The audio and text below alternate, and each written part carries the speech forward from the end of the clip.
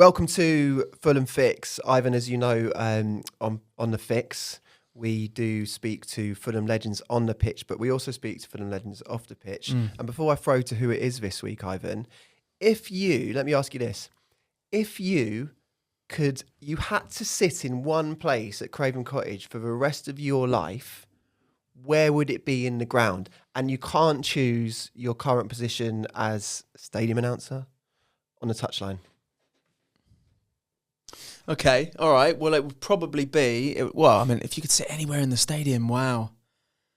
Is this a trick question? No. Are you looking for an answer? I'm just saying, the guy we're about to speak to is one of the biggest Fulham fans, and he probably will have watched Fulham from all across Craven Cottage at different times of his life. So I'm just wondering. I would say, I've got a real soft spot for the Johnny Haynes because that's where my season ticket used to be. Yeah. So I'd probably say the Johnny Haynes, and if not that, the new gantry in the Riverside stand, the Dimmy stand, is the views are insane. It's like playing the ultimate FIFA from up there.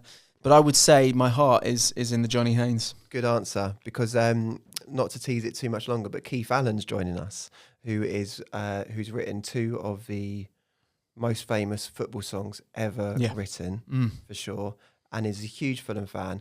And one of the senses I got when we were speaking to Keith was he spent his whole life coming and watching Fulham. Yeah. And there is, when you, as a fan experience, I'm sure people listening will relate to this, I always felt like there was a sort of hierarchy of movement at the Cottage, but when you were young, you might watch it in the Riverside, what is now called the Berbatov stand. The Berbatov stand. And then as you're getting older, I felt like, I want to be in the wooden seats because that's history of the drummer. Yeah. And eventually as you get older, you're like, back of the Hammersmith is the place to be. And then it reverts again. And then by the time you get to now, because now I'm thinking, now I'm a bit older, I just quite fancy just being in that Riverside seats type thing. Yeah. And I would have hated to have been that person in my 20s.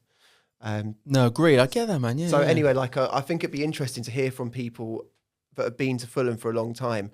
What's been your movement of travel across the Cottage? At what periods of your life have different ends suited you? Yeah. You know what I mean? No, definitely. I think that's a really, really nice way of looking at it. I think it's totally true. Well, I think I started in the Johnny Haynes, but when I first started, it was when it was the standing area, and I could go either end, and you could whichever way Fulham was scoring. Exactly same here. And then, Johnny Haynes was always nice. And then once I got my job, Dad left the Johnny Haynes and moved to the Hammy end. Yeah. Because of the atmosphere. Because that's quite a lot, the banter is in the Hammy end. Yeah. And actually, recently, for our Carabao Cup second round game, I got Dad a ticket in the Riverside behind the dugout, just so he could know what it was like to sit on the centre. Basically, where I sat for a couple of seasons before the Riverside opened, I was right behind the dugout. Yeah. And it's just the most ridiculous view in the world. And I managed to get him a seat literally on the halfway line, about 5-6 rows back behind the dugout. Great. And what I will say is my dad said, unbelievable views. I did miss the Hammy end banter. Yeah, the atmosphere. Yeah. Because when I first started going to Fulham, it was obviously terracing at the Hammersmith. It was fully terraced. Yeah. And I remember having a feeling as a young person that there was a movement of hierarchy. So all the young people would stand at the front, and then it would feel like you wouldn't even dare look towards the back of a stand, because that was where all the adults were. The hardcore. So as you got older, you'd move a little bit further and further back. You know what I mean? Yeah. And I really like those little. I don't know if it quite exists the same way anymore, but I guess it still does. At the back of a Hammersmith is where it's pretty hardcore back there. Oh yeah. It's pretty rugged. They've seen some things back there. Anyway, we'll take this in further when people get in touch about where they sat at Fulham. Keith Allen was their journey. Great, wasn't he? He was brilliant. It was so nice. I mean, I've been a Keith Allen fan for a number of years for a number of reasons, whether it's his acting or his music. Let's be honest, he's kind of an all-rounder. Yeah. And we talked at what I really liked. We did talk about his lovely Fulham video when we got relegated after initially coming up with the Slav squad. Yeah. We dropped back down, and he did really inspiring video. And I like the fact, that was the last time I think I saw him visually before meeting him for the Fix. And there's something about him. He's kind of like he's got a dad feel to him now, which is quite, because he was a proper rock star back in the day, and there's a bit of a dad vibe, do you know, in a nice way, do you know what I mean? He's such a character, and he's got so many stories. You just feel like you almost just have to shake him, and you don't know what story's going to come out of him, because there's just like so many across his life, and we didn't even probably touch the surface. But the most Keith Allen-ish thing was that Jeff had arranged for him to come and do it. Yeah, Jeff, who works at Fulham and arranges, the interviews and things like that. His cat's called Zoltan. His cat's called Zolly. Yeah. And he came down on the wrong day. That's right. And phoned Jeff saying, "I'm there. When do you want to start?" I'm at Paddington. Yeah. Where's my taxi, basically? Yeah. And I don't know whether it's just with a history of Keith Allen. Jeff was genuinely shaking.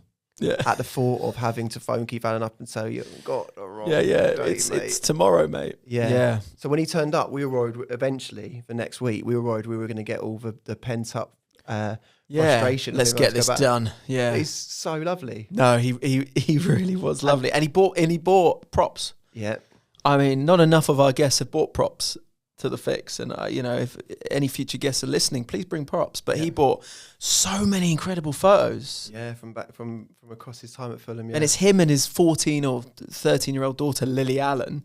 Yeah. And they're in the cottage, and you got Cohen there having these photos. It was another little glimpse into Fulham history. And it's a history that he's been so part of in many ways. Yeah, let's do it. Well, listen, look, thank you so much for joining us today. Obviously you're joining us here, and you've got the new Riverside stand in the background. We're at the cottage. Does it genuinely feel like a home from home?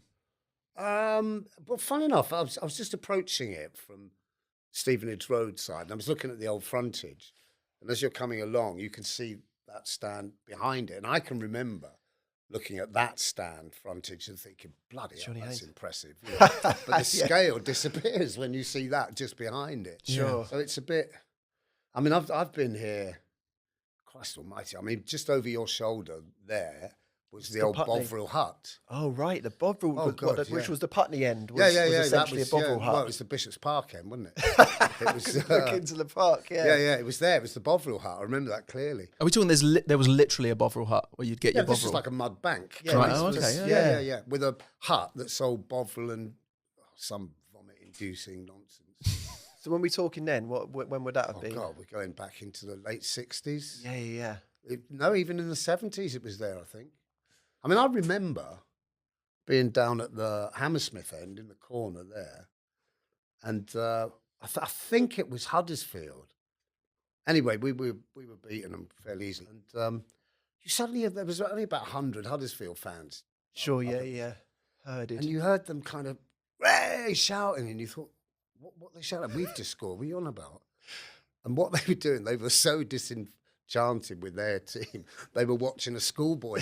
They turned round in Bishop's Park, and we're watching it, and we're cheering these school kids. Amazing.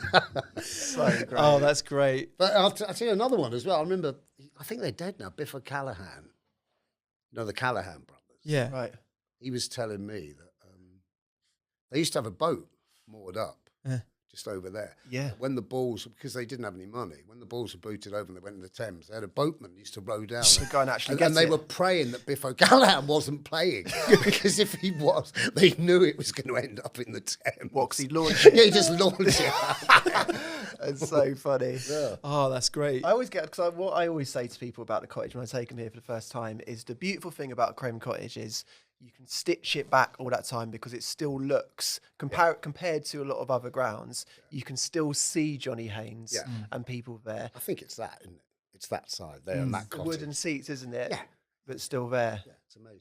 No, it is. It's the fact the teams still come out of a cottage. And the teams come out of cottage, exactly. It's Alex Ferguson's favourite ground next to Old Trafford. Is that right? Yeah. I didn't know. Do you know how I know? He told me. Did he? Bit of a name drop there. Shut up. Yeah. Did he? He said it was his favourite ground.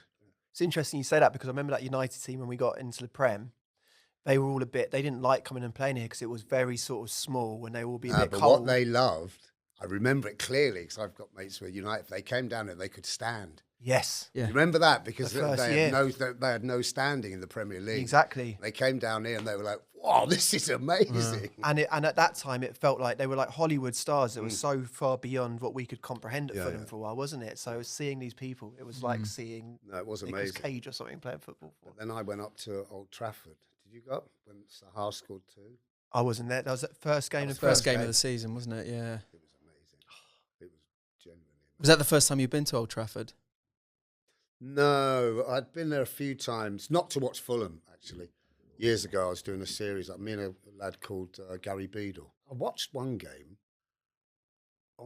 They've got that kind of brickwork, where the manager sits. Yeah. Brick with home and away. Sat on top of that. Oh, wow.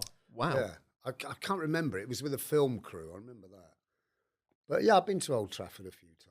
In fact, we went up there. That first game, I'd finished a film, a Russian film called Bear's Kiss, and we'd shot it out in Jerez, in Spain. And the director very kindly gave me a choice of 2 vehicles. I was playing this circus act, and one of the vehicles I drove was a 1958 East German riot control water cannon truck, which they'd bought. Anyway, its history was that they didn't have any riots in East Germany. Did you know what I mean? So it just literally came out every 3 times a year, was driven 200 yards up the road. Procession. And then it was beautiful. The mechanics were incredible. Anyway, he said, which one do you want? Do you want that or that Land Rover? And I said, I'll have the riot control water cannon truck, please. Yeah. And they'd taken the gun off the top, obviously. So I had this thing, and I drove it from Jerez all the way up through Spain, came back on the Santander ferry. Oh, you drove it to streets of Spain? You were driving Yeah. Drove it all the way back to my mate's place in Hampshire. And I never taxed or insured it. I'm not being clever or anything, but I don't think I had to tax it because it was so old. But I didn't insure it. And nobody ever stopped me. I thought, I'm bound to get stopped because there was all graffiti because it was a circus truck. Yeah, right. And it was huge. Anyway, it was the first game of the season and 6 of us went up to Old Trafford in this truck. No. And parked it up at a pub outside Old Trafford. So the United game? Yeah. And it was amazing because, I had a lot of mates who were United fans, and it was just like, all right, Keith, what's that all about there? That's amazing, that is, mate. Whoa. Yeah, man, and it would only do 45 miles an hour, but it was. But it came as a statement of intent. Oh my God, did it arrival ever? in the Premiership? Did it ever? Amazing. That's all. What's going on? I was going to say, just to give some context to the depth of your Fulham backstory. Like, obviously, I want to get into loads of away days like United, but you've written really beautifully about your first game here, which was Sheffield United. Yes, I believe. Yes. And you go over your dad and your granddad. My granddad stood just there. Which is what, just in the riverside there? Yeah, when it was just mud. When it was mud. Just a bank, wasn't it? It was just a bank, For the benefit of people that don't know, like, what do you remember about it? Nothing. And I got it wrong. Knowing I was going to do this, I thought, I better check it out. Bloody. And of course it wasn't. And in fact, it was 1958, because 1959 I went to Malta. Right. And it had to be around Christmas time. I remember that because that's when we came up to see my grandparents. And all I remember about the game was it was red and white stripes. I clearly remember that. Yeah. So I went back through the records, and it was Sunderland. Oh, was it? And we beat them 6-1. Wow. I don't remember it. And you thought we beat Sheffield United 2-0? Yes. Yeah, that idiot. How old were you at that point? 5. Well, I mean, 5 is. Yeah, you only just started 5. making memories, anyway at that point. That's interesting, the red and white thing, though, because that really fits into a sort of boys' own Roy the Rovers type thing, that you have like red and white stripes. I just clearly remember the red and white stripes. Yeah, and everything else is monochrome type thing. Yeah. But what you wrote about really beautifully, I thought, was that first instinct or feeling of communal joy.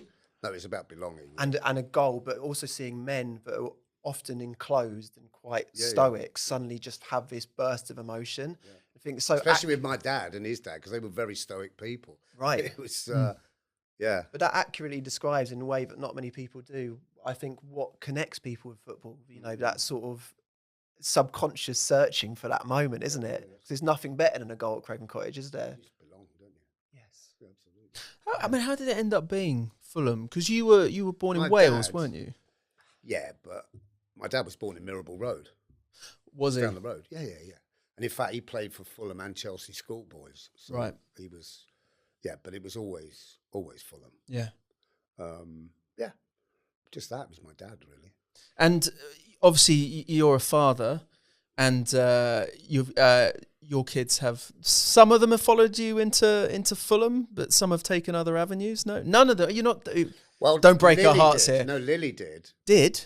Yes. Oh, clear this up and for us, then because she married a fella who supported Chelsea. Oh, yeah. And imagine the horror. We have some beautiful photos that you've brought with you here and on the table, and Lily's in a lot of them, and she looks so excited to be on the cottage pitch. Oh, we had holding 4 years of that. Lily used to come all the time.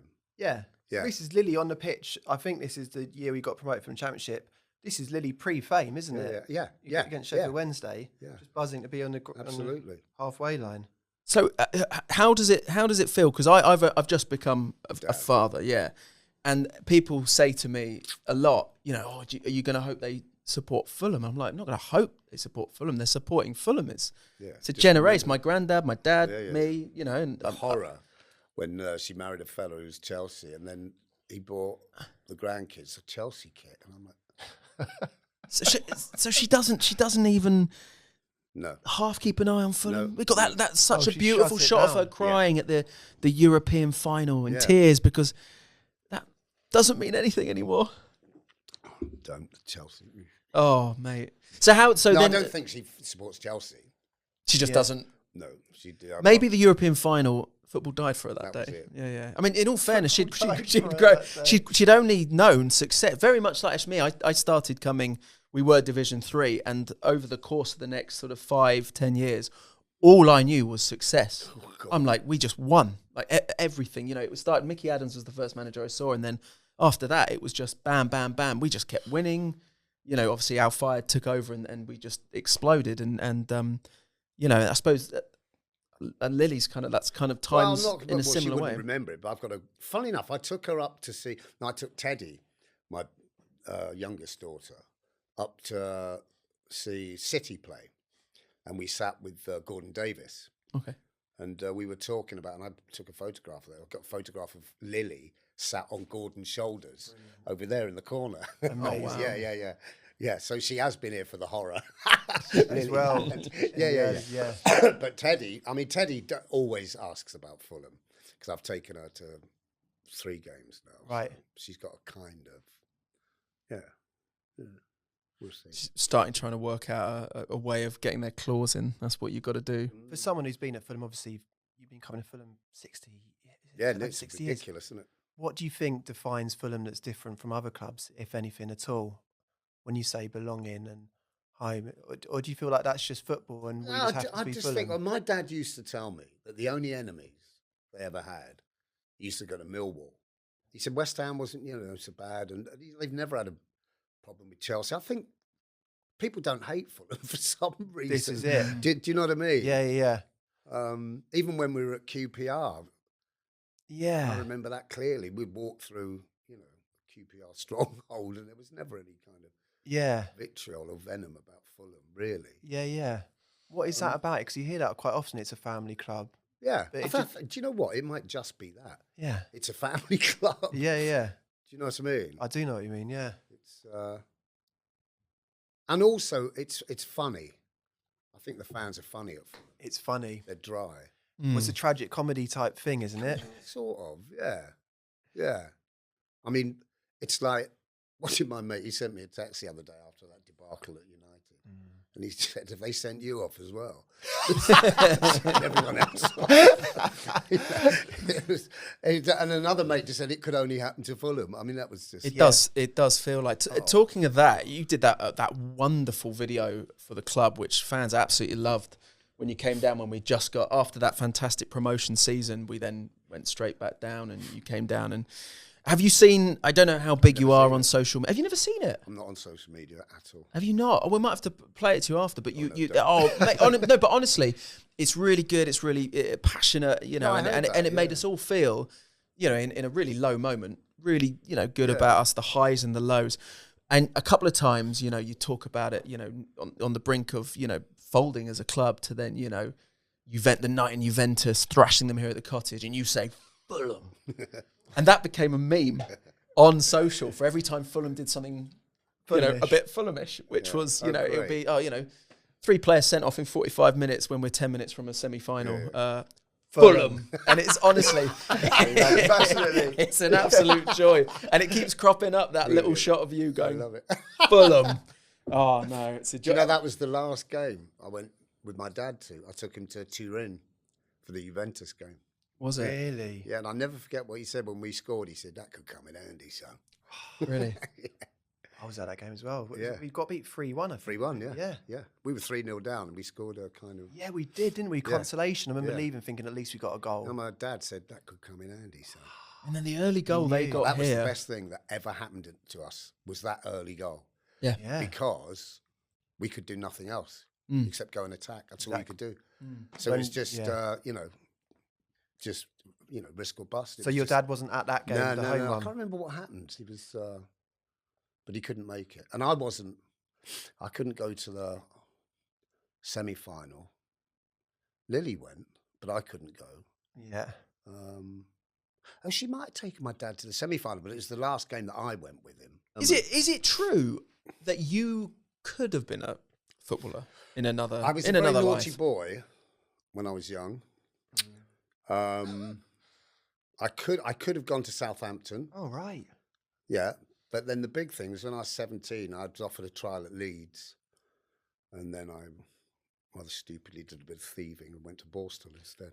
And do you think that would have been a career path, like a genuine thing there? I don't think so. No. But your dad was also like... He was all right. He was a good player. Yeah, right. My dad was good. I wasn't bad, to be honest with you. Yeah. But no, I don't think I could have... I think it was me and Byron Stevenson were offered the trial. He went up there. I think, he signed. He did sign for Leeds. Wow. Yeah, they played for Wales as well. Right. Yeah. Tell us a little bit, because again, a bit of obviously and understandably a massive hero at this club is Mohamed Al Fayed. Did so much for us, and you had quite a great relationship with him, didn't you? Yeah. It was for some reason. Well, I'd made the documentaries. I made a documentary about him first. Pre-Fulham?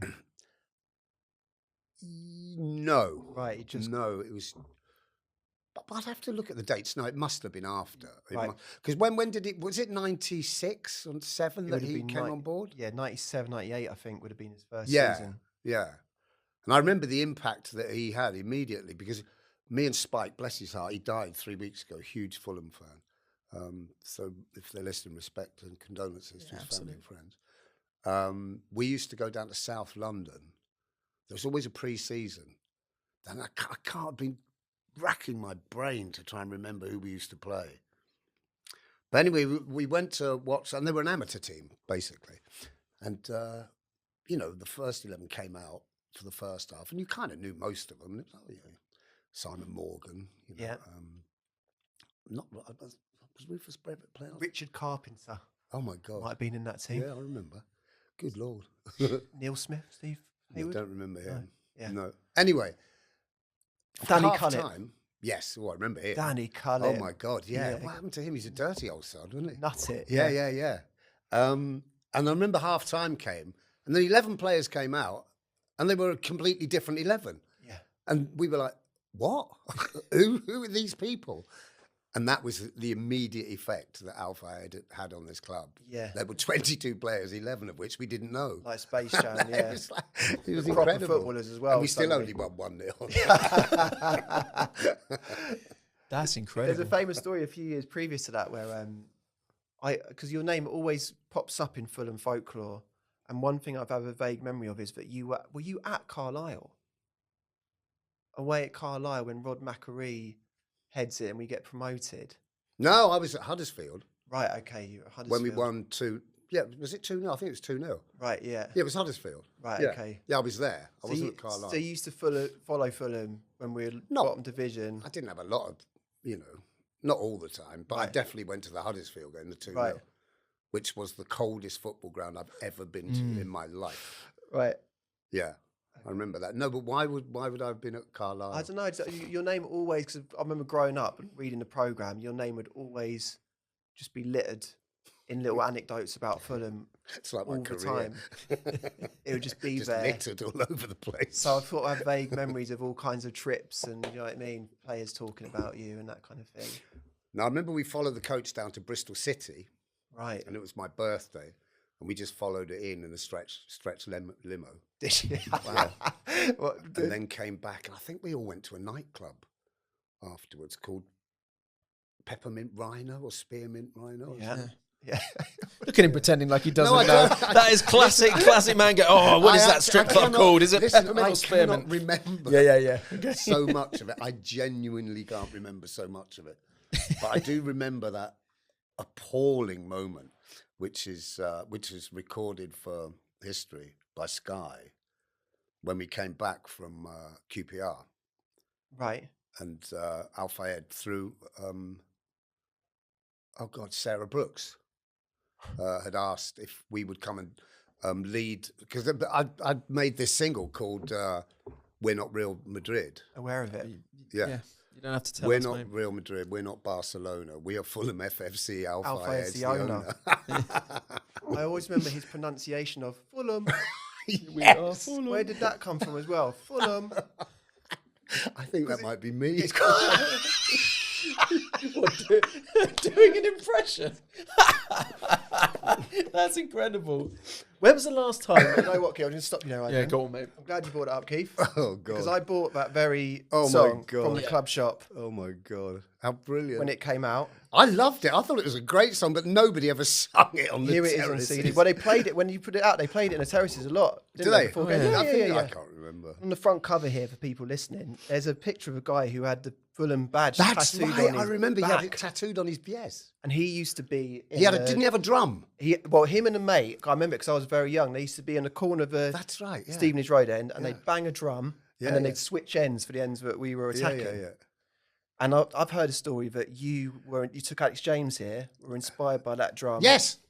Yeah, it's true. Dum ba dum ba dum ba dum. That was it. That was the drum pattern for Vindaloo. So how does that come about? Sorry, just how does that come about? You're here with Alex James. Are you already planning to write a song at this point, and you're trying to think of ideas? Joking. So how does that? Who turns to who and says that's the Do you beat? know what that pattern? Yeah, dum ba dum ba dum. That's it. But the drum was- pattern yeah. is dum ba dum ba dum ba dum. Yeah. Dum ba dum ba dum. Yeah. But that was the drum pattern. Yeah. So you're watching it with Alex James? Yeah, no, and what happened was, we didn't, it wasn't immediate watching him thinking, oh, that'd be great. It happened because I think 3 Lions had been re-released, and we were just so not enamoured by 3 Lions, let's say, that we were up the West End in Groucho's. It sounds horrible, this privileged life, but you could just run up credit till you got paid, so it was easy. I was a struggling actor. We just thought, let's make, because nobody had made an unofficial World Cup song before Vindaloo, Yeah.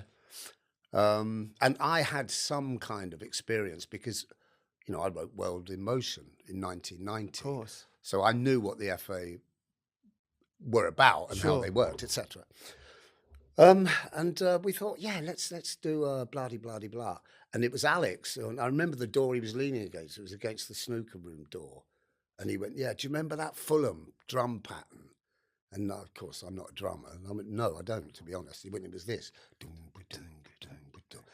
And as he did it, I went, "Where on earth are you from?" "We're from England." "Where you from? Do you put the kettle? God, that'll work." And we thought, yeah, great. So we came up to a pub called The Star in Portobello Road, got a little bit drunk, and then thought, actually, who lives around the corner? Guy Pratt, who's the bass player Floyd. with Pink Floyd. And he's a mate, Yeah. So let's go and wake him up. And, this was 10:30 at night. Yeah. Let's go and wake him up. So we went down there, and he was awake, thank God. And he said, yeah, and he's got a little studio down in the basement. In his house? Yeah. Right. So we went down there, and funny enough, it is Guy on bass, because Alex is a bass player anyway. Of course, yeah. And we sat down there and we did it, and he was great for the vibe, because if it hadn't happened, we'd have woken up the next morning and forgotten all about it. Right. So we gave him a third of the publishing. This is what Fulham is like. Exactly. That's the Fulham in you. Exactly. No, we got to give him a third because it was his vibe and his studio. It's bloody. Yeah. Do you know he's earned more money out of Vindaloo than anything he's ever earned with Pink Floyd? No. He bought a house on it. Are you serious? I'm deadly serious. Yeah. That's incredible. More a third of the publishing. He's earned more than he's ever earned out of Pink Floyd. Just makes you think that's one song. Yeah. Can you imagine if, you'd written that Slade Noddy Holder song? Sure. That Christmas song. Every year, yeah. Can you imagine how much money he's making? Yeah. Christmas or birthdays, put that in a title. Well, I get it. Double bubble, as they say, because there's World in Motion and Vindaloo, and it's every 2 years. Yeah. World Cup. And they're talking about possibly doing it every 3 years, aren't they? A kind of World Cup style competition. You think of that, mate? Oh, man, the dough. I just think of how many trips to the Groucho that is. No, I've given all that up. Oh, have you? Okay. I want to follow the thread of the creative instincts on Vindaloo, because it's apparent to me, but this is how actually great songwriting gets done. Because I'll tell you what happened was we were down there in the basement, a few drinks, and what was it? Me and me. Yeah, yes, that's right. We were doing that, and I'd already had the "Where on Earth Are You From? We're from England." Blah blah blah blah. Yeah. So you got that flow, and I remembered Alfie.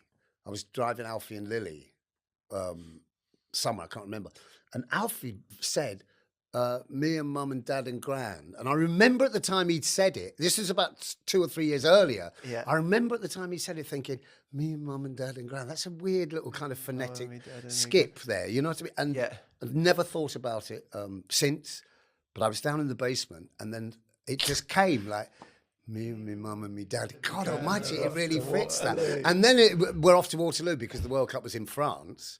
So that made sense. We're off to Waterloo. And also the Battle of Waterloo, blah, blah, blah. But what rhymes with Waterloo, What? So I'm sat there like this. A few more beers. Oh, I know. Here, quick, record this. Me and me mum and me dad and me gran, we're off to Waterloo. Me and me mum and me dad and gran, a bucket of Vindaloo. Stop. What? A bucket of Vindaloo? Don't be so stupid. I'm telling you, a bucket of Vindaloo. It will work. No, it won't. It will work. It's so idiotic and so English. English, exactly. It will work. Yeah. And of course, it's what everyone remembers. It's insane. It wasn't planned or anything like that. It was literally. It's so interesting hearing that, because when you hear, if you can dissect it and go, well, that's a reference to no, of course, multicultural England and all that. No, kind of thing. It kind of shaded is. You know what I mean? I've always said in interviews, it makes me laugh when you see lots of ostensibly, right-wing goons singing it. They're singing about a curry dish, not knowing what they're singing about necessarily. It's just very funny. When it first came out, I managed to get Noel Gallagher into it was a series called something Rockstar. It had to be a rock star anyway. But I knew Noel, and I'd asked him if he'd make a guest appearance in it, blah, blah, blah. And he did. And he came up to Scotland. We were up in Scotland. It was after '98, and there were Scottish fans singing "Iron Brew." Yeah. So it's pretty well known around the world. Lots of foreign fans actually know about this idiotic song. And it started in a Stevenage Road stand. Well, there you go. Isn't that amazing? It is amazing. And what's interesting? You know what's really interesting about it? Is it's not sung on the terraces. Yeah. It's only sung in social environments. It's either sung in pubs. Interesting. Or out on the streets. Yeah. Because I remember in '98, Jimmy Greaves, bless his soul, he wrote in The Sun, the reason they're rioting in Marseille is because of Vindaloo. He meant it, Yeah. And in fact, I was in Marseille. I was at that, I think it was the Morocco game, Right. Where we won 1-0 or drew 1-1, I can't remember. And I was actually in Marseille. And I would remember at about midnight being helped onto a table by 3 gendarmes, to conduct 250 England fans in Vindaloo, with the French police going, "Way!" Oh, really? Yeah, absolutely. Seriously. So there's a union in it. Yeah, absolutely. Yeah. No, it's astonishing. Think about it. This is the power of the song. When the Lionesses won the Euros, cut to, all the celebration, cut to the coach going back to the hotel. What are they singing? Yeah. Singing Vindaloo. Vindaloo. The whole coach is singing Vindaloo. that week on EastEnders, when they got to the final, what were they singing in the cafe? Yeah. Vindaloo, not Three Lions. Yeah, quite right. Major point. But it's amazing because you just catch that sort of creative impulse. If you just catch it sometimes, it's something It's amazing all there happens. in the back. You just don't go hunting it. It'll come out. Exactly. Do you know what I mean? But also talking to something else that came out, that's famously one of the great football songs. World in Motion, you mentioned earlier, is most people say is the greatest sports song or football song ever written. Just for people listening, how did that? Because I don't actually know how that came about. This is a family show. I couldn't tell you. We didn't actually know you were involved in that song. When we found out, we were in a meeting going through some stuff, and we were like, no, it's New Order. And it was like, no. I wrote New Order's only number one. Look at that. Well, I mean, that's one hell of a brag, music, isn't obviously. it? Oh, that's incredible. So yeah, What's the family version of that? Is there a family version of that? No, I tell you how the genesis of it was again, me and Gary Beadle were up in Manchester doing this series. And of course, Hacienda was full on then, and we spent a lot of time in Hacienda. Yeah, and I knew Tony Wilson very well. Right. You know. And Tony had been approached by actually Jimmy Armfield's nephew. I think Jimmy Armfield used to play for Leicester, I think. Can't remember. Anyway, his nephew was a football fan and a New Order fan. And he was in charge of marketing at the FA. And it was his idea to ask New Order to do, a football song. I mean, unheard of. It was so out of left field. Yeah. It was just, because before that, you'd had, here we go, win the cup or whatever. Sure, the teams used to do. Yeah. Whatever. And he approached Tony, and Tony approached the band, and they said, "Well, we don't know anything about football, basically." And he said, "Yeah, but I know who does." And I know, I knew the band anyway, and they went, "All right, well, give it a go." So I kind of forgot about it. I didn't think it was serious. And then they were down at what's his name? Sledgehammer. Peter Gabriel. Yeah, Peter Gabriel's studio down in Box. And they were going to record it with a German producer. And I was up in London, and they went, "Oh, you've got to come down, with the lyrics." And I go, "What?" So I thought, I will get the train. I'll get the train down on the Sunday. And I wrote the lyrics, the original lyrics, on the train, which were, E is for England. England starts with E. We'll all be smiling when we're in Italy. And you can kind of get the gist of it. Yeah. Which was immediately thrown in the bin by Tony Wilson. No, you can't have that. Blah, blah, blah. So I spent the day down there and, came up with, not the structure of the verses, but the verses. Yeah. Because Love's Got the World in Motion, that was already Barney's lyric, because there was an established tune, real song, which was called Love's Got the World in Motion. Very cleverly, they combined. Anyway, we were listening to that, and I wrote a few bits and bobs. And then the German producer couldn't hack it. And then they went for the final recording of it with 6 of the England team at Led Zeppelin studio in Henley. Right. And Stephen Hague was producing, a brilliant, brilliant producer. And the rap didn't exist. On that day of recording, there was no rap. And I think it was Craig Johnston, who, funnily enough, was just hanging about. He said, "This is, we should have a rap here." And it was like Stephen Hague went, "Yeah, that's a good idea. Let's get a rap in here." And they said, "We want a rap in this bit here." So I said, "Oh, God, all right, let me think about it." And Tony said, "Listen, we've got to go to the hotel and pick up Bernard, to get him to come back and do the final record, blah, blah, blah." And this is about lunchtime. So I left with Tony Wilson in his Jag, bless him, to go and pick up Bernard. And I'd left Chrissy Waddle. Oh, Viv Anderson. Viv Anderson. Yes, it was Viv Anderson. Yeah. So there's Chrissy Waddle, Viv Anderson, Steve McMahon, Peter Beardsley, and I can't remember who the other one was. And there was one missing, right, and it was Gaza.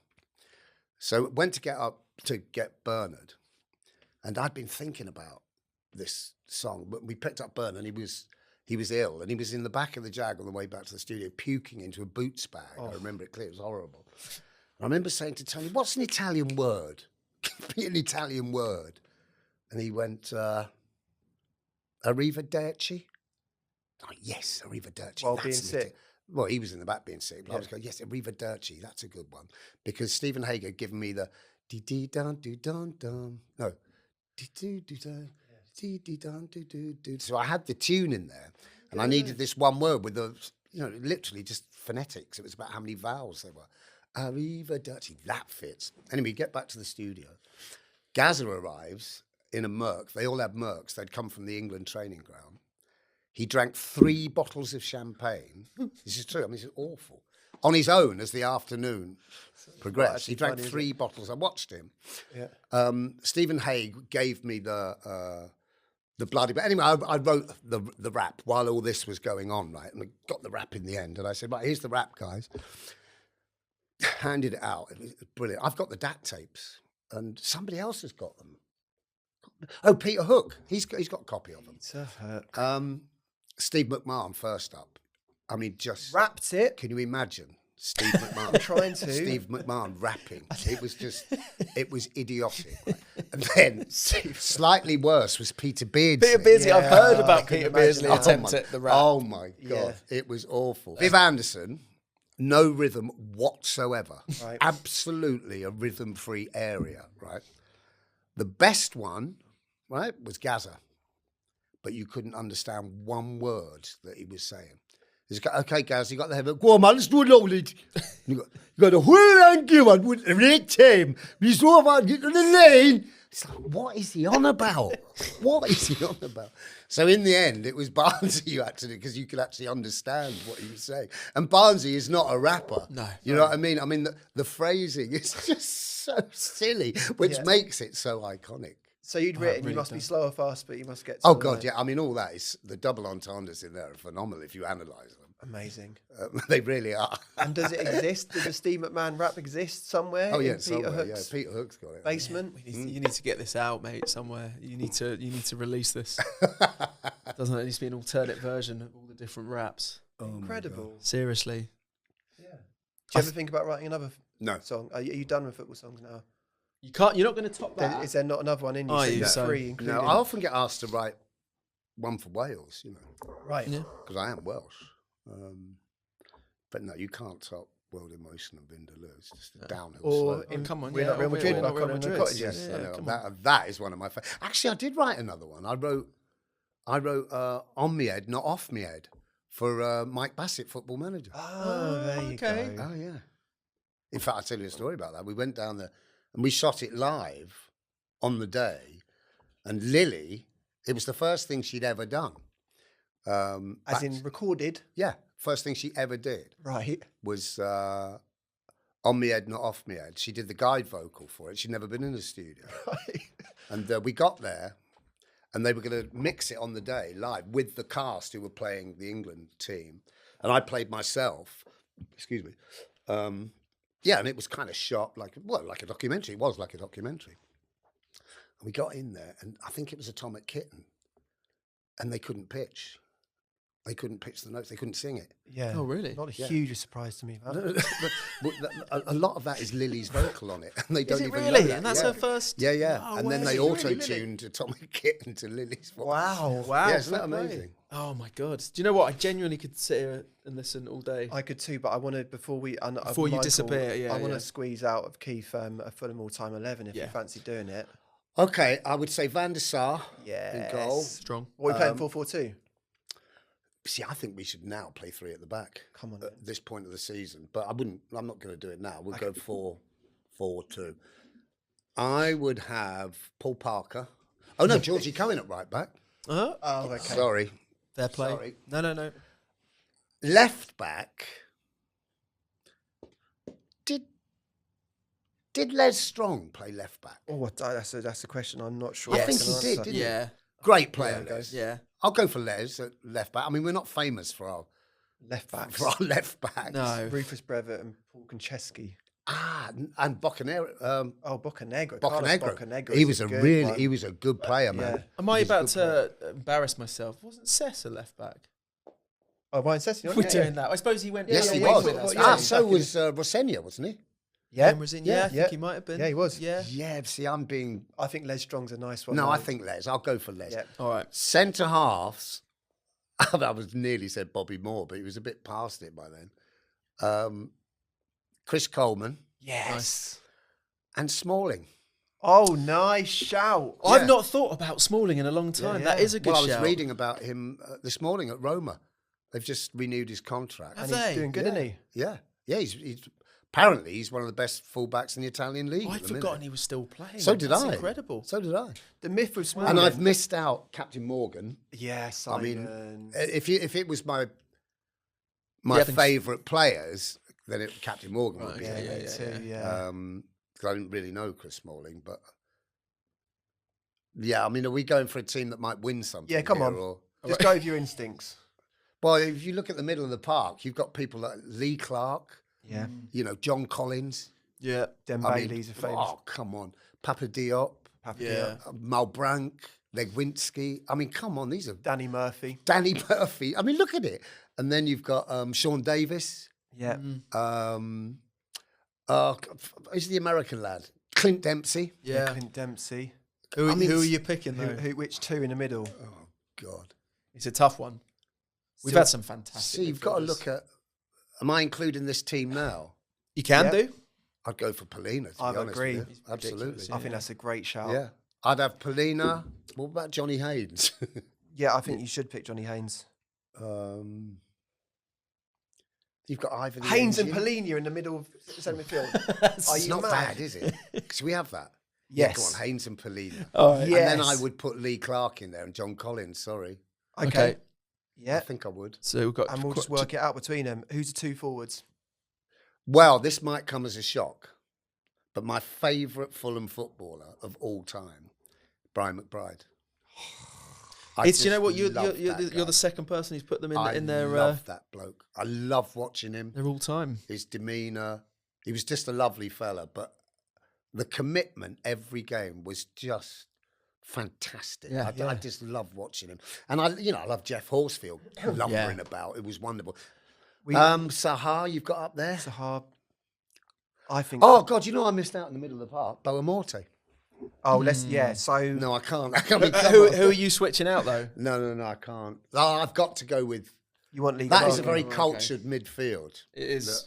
Haynes, Polina, Clark, Collins. That's not bad, is it? It's good. It's not bad. So who's up? I think it's so good that you can afford to have Mickey Conroy up top as well. Yeah.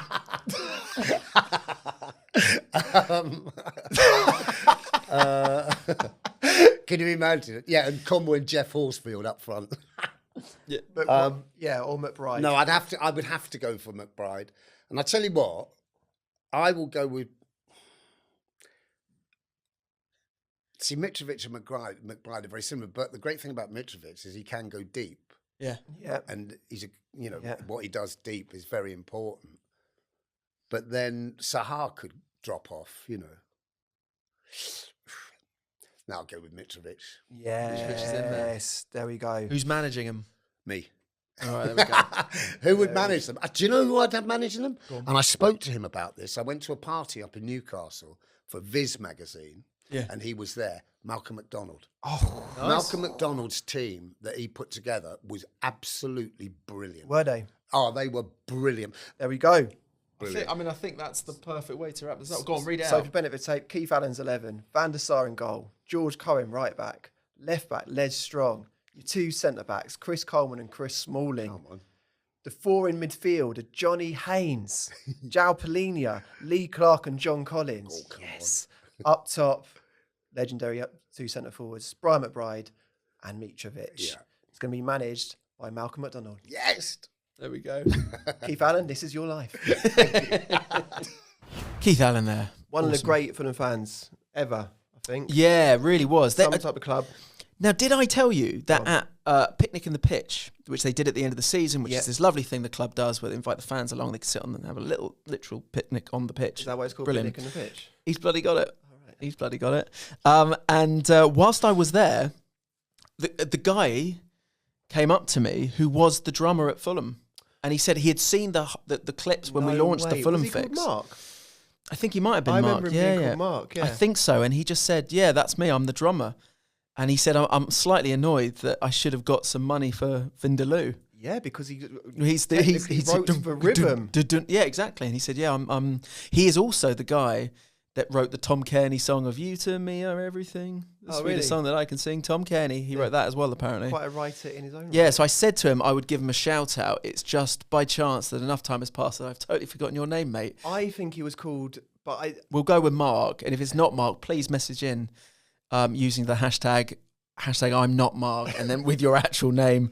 That would be really good. But it was really exciting. I was buzzed like when he came up, and I was like, no way, that's you. I was like, yeah, you apparently have basically paid for a number of houses for famous people with that drum beat. Yeah, well, yeah, he's made the fatal error there, as all songwriters, revealing his source, Keith Allen. So normally you would still not mention it. Yeah, no, hashtag Fulham Pets, keep them coming in. We've had lots and lots, but I'm just going to end this episode, because it's been quite a long episode. I'm just going to end with a great one that I thought I had to give a little shout out. And I've even got a little photo as well, sent to me on Twitter. Drum roll, please, Mark. It's their dog, Joey Paulinia. And they've even wrapped him up in the Pizza Hut. Yeah. Top. I wonder if you can see that. Yeah, they don't clash. It's not right, is it? Yeah. Paulinia wouldn't have even been born at that point. But yeah, there we go. There's Joey Paulinia. So there we go. Do keep your Fulham Pets coming in using the hashtag Fulham Pets. No more Steed sightings. But beyond that, and also, honestly, I'm genuinely interested in that. If you've been a Fulham fan for a while, what is your direction of travel across the cottage? Yeah. When have you spent moments in Riverside, and why is that correlated to that moment in your life, etc.? I love it. There we go. Is there a hashtag for that? Just tweet us. We'll work that out next week. Okay, sweet. Sweet.